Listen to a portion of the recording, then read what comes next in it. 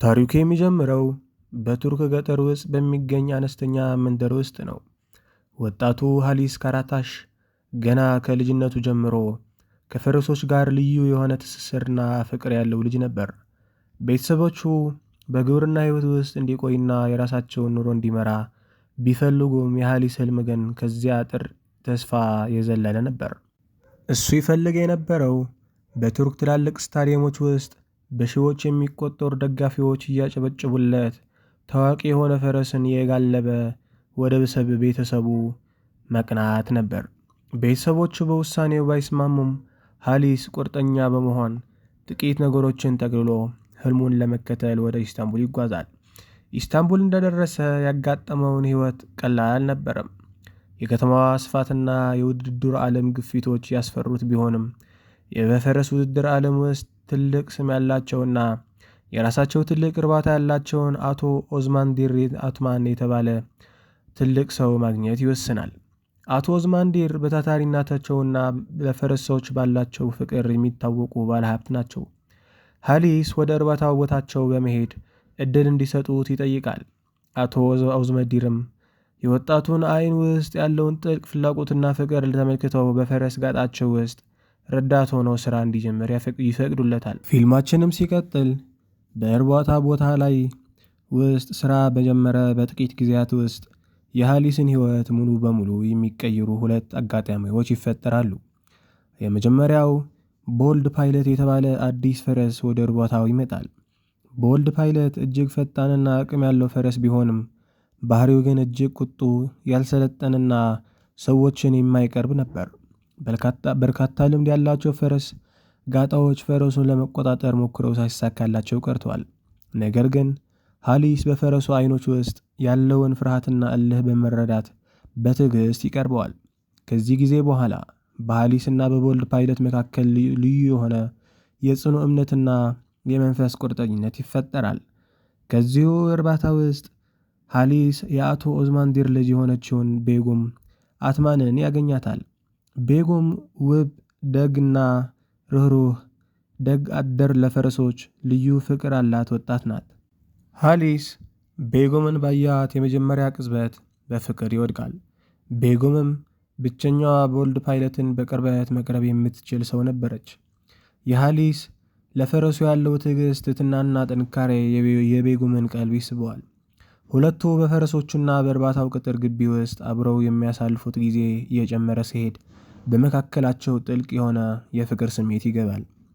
ታሪካችንም ሲቀጥል ሃሊስና ቦልድ ፓይለት ለመጀመሪያ ጊዜ ወደ ውድድር ሜዳ ሲወጡ ትልቅ ፈተና ገጠማቸው። ቦልድ ፓይለት ስታዲየምን ውስጥ የሚኖረውን ደጋፊዎች ከፍተኛ ጫጫታና ሁከት እጅግ ይፈራ ነበር። ጫጫታ በሰማ ቁጥር ይደናገጥና መሮጥ ያቆም ነበር። ይህንን ችግር ለመፍታት ሃሊስ አስደናቂ ዘዴ ይፈጥራል። ውድድሩ ከመጀመሩ በፊት ወደ ደጋፊዎቹ በመመልከት ጣቱን ወደ አፉ በማስጠጋት ህዝቡ በሙሉ የጸጥታ ምልክት እንዲያሳይ ይጠይቃል። የቱርክ ህዝብም የሃሊስን ጥረት በማክበር በሺዎች የሚቆጠሩ ደጋፊዎች ባሉበት ስታዲየም ውስጥ ፍጹም ጸጥታ እንዲሰፍን ያደርጋሉ። ቦልድ ፓይለት በቀጥታው ከተረጋጋ በኋላ ውድድሩ ሲጀመር የሚያሳየው የሩጫ ፍጥነትና አስደናቂ ነበር። በመጨረሻዎቹ ሜትሮች ተፎካካሪዎቹን ቀድሞ የመንጠቅ ብቃቱን የሁሉንም ሰው ቀልብ ይስባል። ሃሊስና ቦልድ ፓይለት ተከታታይ ውድድሮችን ማሸነፍ ሲጀምሩ በቱርክ ህዝብ ዘንድ ትልቅ ተወዳጅነትን ያተርፋሉ። የእነሱ ስኬት የውድድር ውጤት ብቻ ሳይሆን የሰው ልጅና የእንስሳት ድንቃድንቅ ቁርጠኝነት የማያሳይ በመሆኑ በሺዎች የሚቆጠሩ ደጋፊዎች ወደ ስቴዲየም እየመጡ በጸጥታ ይደግፏቸው ነበር። የሃሊስና የቤጎም ፍቅር እጅግ እየደመቀ ሲመጣ የቦልድ ፓይለትም ስኬት እየጨመረ በሄደበት ወቅት ያልተጠበቀ አሳዛኝ ነገር ይከሰታል። ቤጎም በከባድ የካንሰር ህመም እንደተጠቃች በሕክምና ይረጋገጣል። ይህ ዜና ለሃሊስ፣ ለአቶ ኦዝመንዲርና ለጠቅላላው ቤተሰብ ትልቅ መደናገጥን ይፈጥራል። የቤጎም ጤንነት ከቀን ወደ ቀን እየተዳከመ ሲመጣ የሕክምና ባለሙያዎቹ ተስፋ የመቁረጥ ምልክት ያሳያሉ። ቤጎም ከአልጋዋ ለመነሳት እንኳን የምትቸገርበት ደረጃ ላይ ትደርሳለች። ነገር ግን ቤጎም ጥንካሬና የህይወትን ተስፋ የምታገኘው ሃሊስና ቦልድ ፓይለት በውድድር ሜዳ የሚያስመዘግቡትን ድል ስትመለከት እንደሆነ ይገለጣል። ሃሊስ የምትወደውን ሴት ሕይወት ለማቆየትና ተስፋ ለመስጠት በእያንዳንዱ ውድድር ላይ ሕይወቱን አደጋ ላይ ጥሎ ይወዳደራል። የቦልድ ፓይለት እያንዳንዱ ማሸነፍ ለቤጎም ተጨማሪ ሕይወት ቀን እና የተስፋ ብርሃን ይሆንለታል። ይህ አጋጣሚ የሃሊስንና የቦልድ ፓይለትን ፍልሚያ ከስፖርታዊ ውድድር ጋር ወደ ሕይወትና ሞት ፍልሚያ ይቀይረዋል።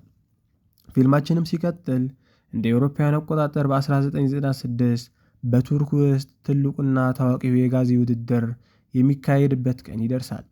ይህ ውድድር ለሃሊስ ለቤጎምና ለቦልድ ፓይለት የሕይወታቸውን ትልቁ ፈተና ነበር። ቤጎም በጽኑ ታማ በስታዲየሙ ተገኝታ ውድድሩን መከታተል ባትችልም ውድድሩን በቴሌቪዥን እንድትከታተል ይደረጋል። ሃሊስ ወደ ሜዳ ከመግባቱ በፊት ለቤጎም ሲል እንደሚያሸንፍ ቃል ይገባል። ውድድሩ ሲጀምር ቦልድ ፓይለት ከወትሮ በተለየ ጥንካሬና ፍጥነት መሮጥ ይጀምራል።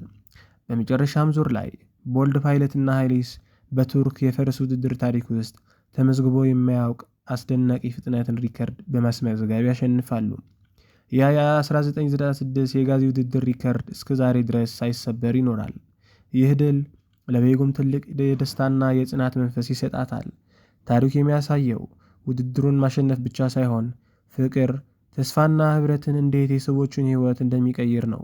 ቦልድ ፓይለት፣ ሃሊስና ቤጎም በቱርክ ሕዝብ ላይ የማይጠፋ የተስፋና የፍቅር ምልክት ሆነው ይታወሳሉ።